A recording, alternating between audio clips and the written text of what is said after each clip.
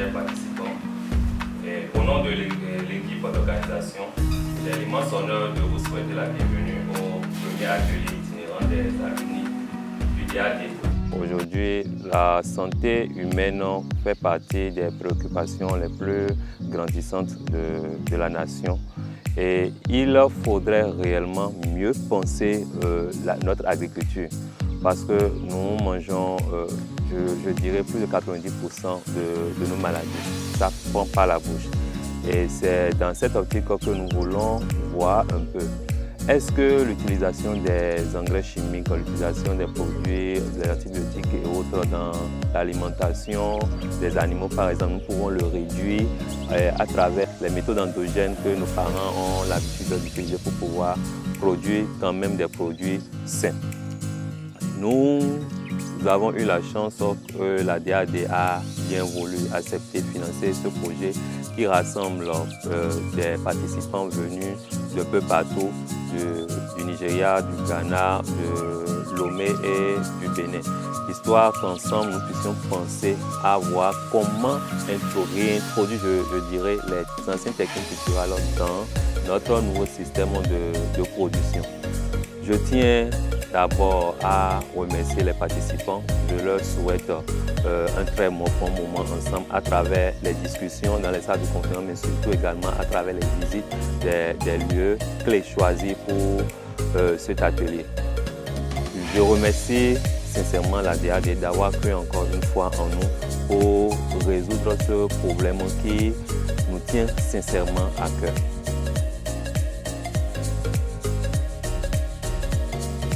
Depuis déjà la salle, la formation, on avait déjà parcouru, disons, les piliers et principes de l'agriculture durable. On a mis l'accent essentiellement beaucoup plus sur l'aspect agroécologique de la chose, d'accord, donc sur l'écologie, sur le social, d'accord, et puis maintenant sur la dimension économique de l'agriculture durable en fait. Nous avons parcouru également, disons, l'ensemble des systèmes agricoles, d'accord, que nous connaissons. Nous sommes partis donc de l'agriculture traditionnelle, donc paysanne, d'accord, juste maintenant qu'à l'agriculture biologique où nous sommes aujourd'hui, en passant donc par l'agriculture conventionnelle et puis donc l'agriculture durable. Par rapport au terrain, il y a à Branco, où on a parcouru les jardins d'oliviers, on a vu ensemble tout ce qui est pratique agroécologique, d'accord, pratique intégrée qui est donc mise en place à partir de leur système d'élevage qui fournit les intrants organiques.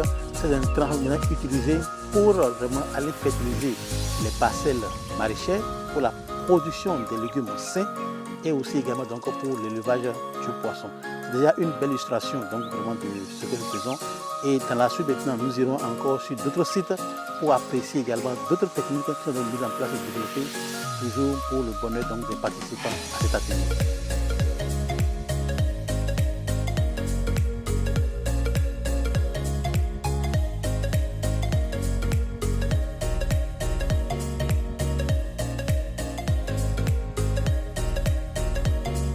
Nous sommes en visite au KPP Poubet dans le cadre des activités pratiques et de visite de terrain, entrant dans le cadre de l'atelier du workshop portant sur l'évolution des systèmes agricoles et la revitalisation des pratiques endogènes pour un système alimentaire durable.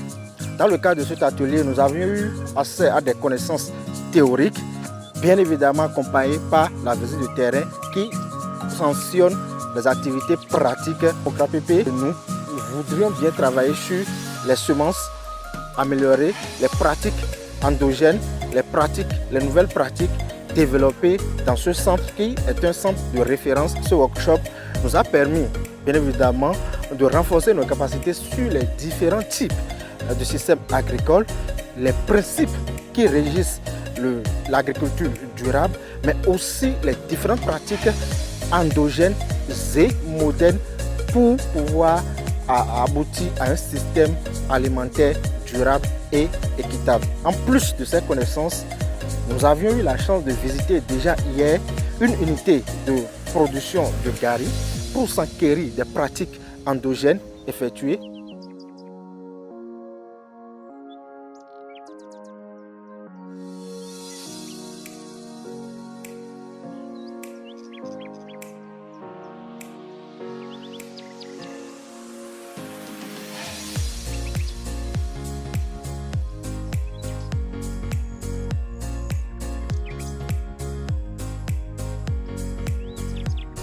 thème abordé cette année, c'était vraiment intéressant. Et il y a aussi l'opportunité que nous ont donné d'aller sur le terrain, de voir comment les choses se font de façon bio sur le terrain. C'était une